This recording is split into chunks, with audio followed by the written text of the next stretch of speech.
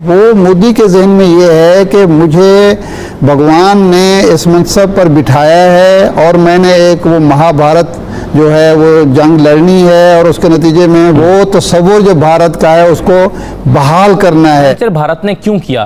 क्या उसकी कोशिश लाइन ऑफ एक्चुअल कंट्रोल को बदलने की थी? भारत क्या उस इलाके पर भी कब्जा करना चाहता है जो जहां पर चाइना का इस वक्त कब्जा है? बावजूद इसके कि बहुत सारे इलाके जहां पर चाइना का अपना क्लेम करता है, बहुत सारे ऐसे इलाके जहां पर इंडिया अपना क्लेम करता है, इसके बावजूद कई सालों से और कई दहाइयों से यहां पर अपनी अपनी पोजीशंस पर ये फौजें बरकरार हैं। तो ये मोदी को क्या सूझी कि वहां पर जाकर ये एडवेंचर किया जाए? ऐसी सूरत हाल में भारत के को क्या हासिल हुआ? और फिर ये कि भारत और चाइना के दरमियान जो कशीदगी है उससे पाकिस्तान की स्ट्रेटेजिक पोजीशन क्या है? पाकिस्तान इस सारे मामले को किस तरह से अपने लिए कैसे देखता है और पाकिस्तान की हिकमत अमली क्या होनी चाहिए और क्या है? इन तमाम चीज़ों पर आज हम गुफ्तगू करेंगे।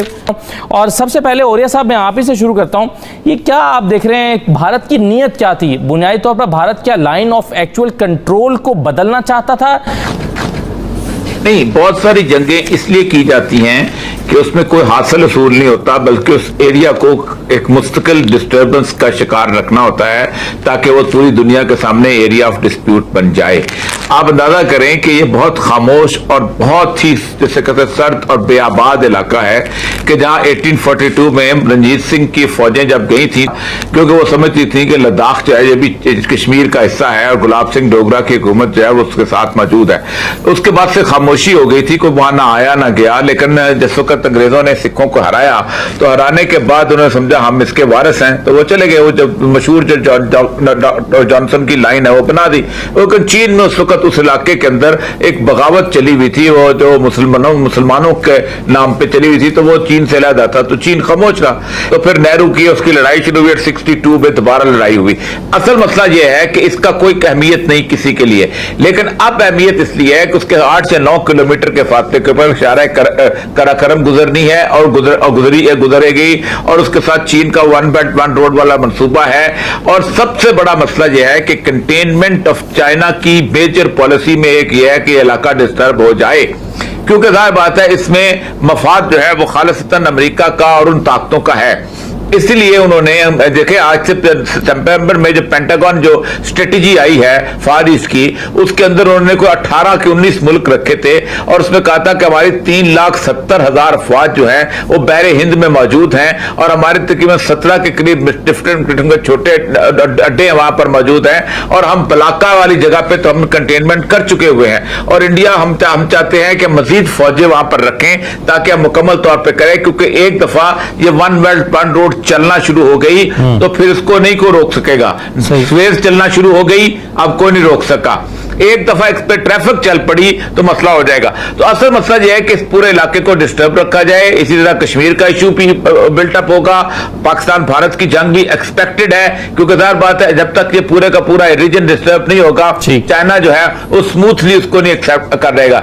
बुनियादी तौर पर यह है ये सारे बातें उस वक्त मटेरियलाइज होती हैं अगर यहाँ एक पीसफुल किस्म की रोड की मूवमेंट होती है, वरना ये चीन जो है वो अलहदा है, एक सर है, पूरी दुनिया एक धड़ है। ये नेक जो है ये गवादर से लेके गिलगित तक जो है वो एक रोड है। इस नेक को डिस्टर्ब रखा जाए, इस नेक को खराब रखा जाए, इस नेक को काटा जाए तो चीन वापस जो है अपने उसमें आ जाएगा। ये बुनियादी मकसद है। राइट जी, जनरल साहब आपकी क्या राय है? भारत ये महज ऐसा नहीं लगता कि ये सिर्फ लाइन ऑफ एक्चुअल कंट्रोल को या इस बेआबाद से इलाके को इसमें अपनी सरहद को तब्दील करके कुछ थोड़ा सा इलाका और मजीद उस पर काबिज हो जाना इसका मकसद नहीं हो सकता, बल्कि ये इसके लार्जर जो इसके जो मकासद हैं वो ये हैं कि इस एरिया को डिस्टर्ब करके यहां पर पीसफुल मूवमेंट को रोका जाए ताकि वन बेल्ट वन रोड वाला जो मंसूबा है चाइना का उसको पाया तकमील तक ना पहुंचने दिया जाए और जाहिर सीपैक को भी डिस्टर्ब किया जाए।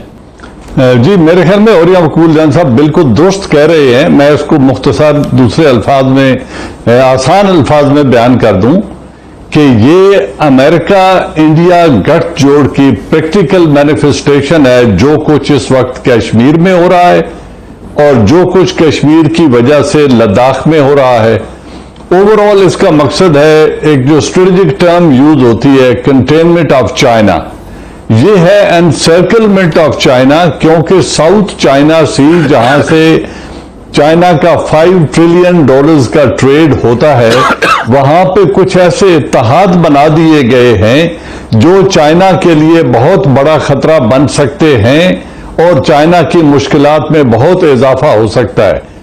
वो इत्तेहाद एक तो है अमेरिका इंडिया का, जिसे उन्होंने अभी साउथ चाइना में जो उनकी स्ट्रेटजी है उसको इंडो पैसिफिक स्ट्रेटजी या इंडो पैसिफिक कमांड का नाम देकर हिंदुस्तान को ऑन बोर्ड किया है वहां पे फिजिकल पार्टनरशिप के लिए, मिलिट्री पार्टनरशिप के लिए। दूसरा वहां पे इत्तेहाद बनाया 4 मुल्की इत्तेहाद, अमेरिका, इंडिया, ऑस्ट्रेलिया और जापान का। और फिर फिलीपीन में ऑलरेडी अमेरिका की फौजें मौजूद हैं, वियतनाम में वियतनाम के साथ, फिलीपीन के साथ, मलेशिया और इंडोनेशिया के साथ जो साउथ चाइना सी के नंबर ऑफ आइलैंड्स हैं उनकी वजह से अनरेस्ट क्रिएट करने का वहां पे पोटेंशियल है। उस चीज को ऑब्विएट करने के लिए, उससे बचने के लिए और अपने इंटरनेशनल ट्रेड को जारी रखने के लिए चाइना ने इस चीज को बहुत पहले भांप लिया था और उन्होंने बेल्ट एंड रोड इनिशिएटिव का आगाज कर दिया था। और जिस तरह से बाकी मेहमानों ने इस पर राय का इजहार किया, ये बड़ी इंपॉर्टेंट चीज है। ये ऐसा नहीं है कि सिर्फ आपने 2-4 जो है वो मीटर आगे ज्यादा जगह लेने के लिए एडवेंचर किया हो, इसके अहदाफ हैं। पाकिस्तान आपके ख्याल में इस सारे मामले को किस तरह से देख रहा होगा?